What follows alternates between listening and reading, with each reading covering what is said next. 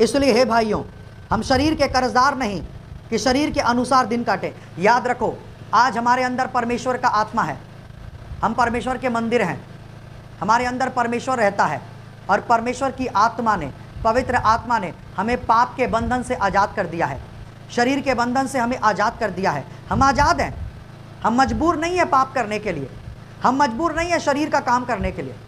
लेकिन जब यीशु मसीह कलवरी क्रूस पर मारे गए, गाड़े गए और तीसरे दिन कब्र में से जी नहीं उठे थे, जब उनका ये पूरा काम नहीं हुआ था, तब मनुष्य शरीर का गुलाम था, पाप का गुलाम था। उसके पास में कोई चारा नहीं था, कोई और दूसरा विकल्प नहीं था, उसको पाप करना ही था, क्योंकि वो विवश था, क्योंकि वो पाप का गुलाम था। लेकिन आपको मैं बता दूं, यीशु मसीह के कलवरी क्रूस पर टांगे जाने, मारे जाने, गाड़े जाने और कब्र में से तीसरे दिन जी उठने के द्वारा और हमारे मसीह पर विश्वास करने के द्वारा और पवित्र आत्मा पाने के द्वारा हम शरीर के गुलामी से आज़ाद हैं, पाप की गुलामी से हम आज़ाद हैं। हम कर्जदार नहीं है शरीर के कि शरीर जो बोलेगा हम वो करेंगे ना, शरीर हमारा गुलाम है, हम जो शरीर को बोलेंगे। इसलिए पौलुस क्या कहता है, मैं अपने शरीर को मारता कूटता और अपने वश में लेकर के आता हूं ताकि मैं खुद निकम्मा ना ठहरूं। शरीर अब आपका गुलाम है, मारो शरीर को, मारो कूटो उसकी इच्छाओं को, अपने वश में लेकर आओ। जानते हैं शरीर क्या करेगा? आपको बहुत सोने बोलेगा, आपको बहुत खाने बोलेगा, पेटूपन, पाप है पेटूपन। खाने बोलेगा, आपको बहुत खाने खाने में मन लगेगा आपका, हमेशा सोने सोने में मन लगेगा आपका, हमेशा हमेशा घूमने फिरने में मन लगेगा, हमेशा शॉपिंग शॉपिंग शॉपिंग शॉपिंग, हमेशा बाहर खाओ बाहर खाओ बाहर खाओ।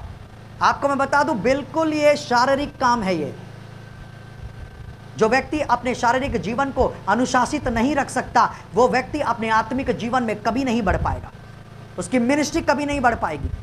जिसका शारीरिक जीवन उसके वश में नहीं है, हाँ, जो अपने शरीर की इच्छाओं को अपने वश में नहीं रख सकता, मार कूट करके अपने वश में नहीं रख सकता, कभी नहीं बढ़ पाएगा, इतिहास नहीं रच पाएगा वो। हम शरीर के कर्जदार नहीं है, शरीर को अपना गुलाम बना करके रखो। कम सो, कम खाओ, अधिक से अधिक प्रार्थना करो, बाइबल पढ़ो, वचन सुनो, अधिक से अधिक खुदा में मन लगाओ, सेवा में मन लगाओ। मेरे प्रिय, घूमने फिरने में कम मन लगाओ, मित्रता में कम मन लगाओ। ये शरीर के काम है, आपको मार देंगे ये, और हम शरीर के कर्जदार नहीं है। 13 वचन, क्योंकि यदि तुम शरीर के अनुसार दिन काटोगे तो मरोगे, यदि आत्मा से देह की क्रियाओं को मारोगे तो जीवित रहोगे। अगर आप शरीर के अनुसार दिन काट रहे हो तो आप मरोगे, याद रखना, आप मरोगे। लेकिन अगर आप पवित्र आत्मा के द्वारा दैहिक क्रियाओं को आप मारोगे तो आप जीवित रहोगे। हमको पवित्र आत्मा क्यों दिया गया है?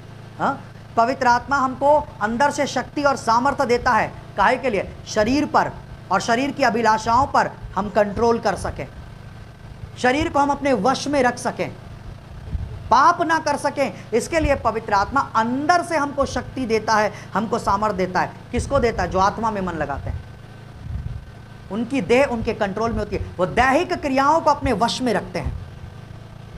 क्योंकि यदि तुम शरीर के अनुसार दिन काटोगे तो मरोगे, यदि आत्मा से देह की क्रियाओं को मारोगे तो जीवित रहोगे। आत्मा से देह की क्रियाओं को मारो अगर जीवित रहना चाहते हो, अगर श्रापित नहीं होना चाहते, आशीषित होना चाहते हो तो। गलातियों 5 अध्याय और उसका 16 और 17 वचन, पर मैं कहता हूं आत्मा के अनुसार चलो तो तुम शरीर की लालसा किसी रीति से पूरी ना करोगे, क्योंकि शरीर आत्मा के विरुद्ध में और आत्मा शरीर के विरुद्ध में लालसा करता है, और ये एक दूसरे के विरोधी हैं, इसलिए कि जो तुम करना चाहते हो वह ना करने पाओ। अगर आप परमेश्वर के वचन पर चलेंगे, आप शरीर की लालसा को पूरी नहीं कर पाएंगे। आत्मा शरीर के विरुद्ध है और शरीर आत्मा के विरुद्ध है, ताकि आप जो करना चाहते हो वो मत कर सको। जैसे अगर आप प्रार्थना करना चाहते हो, आप बाइबल पढ़ना चाहते हो, आप वचन सुनना चाहते हो, आप उपवास रखना चाहते हो, हाँ, आप आराधना करना चाहते हो, आप सेवा करना चाहते हो, आप संगति करना चाहते हो, ये शरीर आपको करने नहीं देगा, ये शरीर आपको रोकेगा। ये शरीर आप जो चाहते हो ये शरीर नहीं करने देगा, ये शरीर रोकेगा। शरीर बोलेगा अरे सोना, अरे खाना, अरे घूमना, अरे मूवी देखने जाना, अरे पिकनिक जाना, अरे दोस्तों के पास जाना, अरे फेसबुक चलाना, ऐसा ऐसा बोलेगा। शरीर भी बात करेगा, आपको रोकेगा। लेकिन अगर आप आत्मा में मन लगाए हुए हैं तो आत्मा से आप शरीर की इस क्रियाओं को आप मार देंगे। और जो आत्मा कहेगा आप वो करेंगे। उसी प्रकार से मैं बता दूं, आत्मा आपको क्या बोलेगा? प्रार्थना कर, बाइबल पढ़, वचन सुन, वचन पे चल, आज्ञा का पालन कर, उपवास रख, आराधना कर, सेवा कर, संगति कर, यह आत्मा बोलेगा। समझ में आ रहा है? लेकिन शरीर लड़ेगा इस काम के लिए, और शरीर आपके अंदर में बुरे विचारों को पैदा करेगा। व्यभिचार का विचार, चोरी का विचार, लालच का विचार, बैर, ईर्ष्या, जलन शरीर आपके अंदर में उत्पन्न करेगा।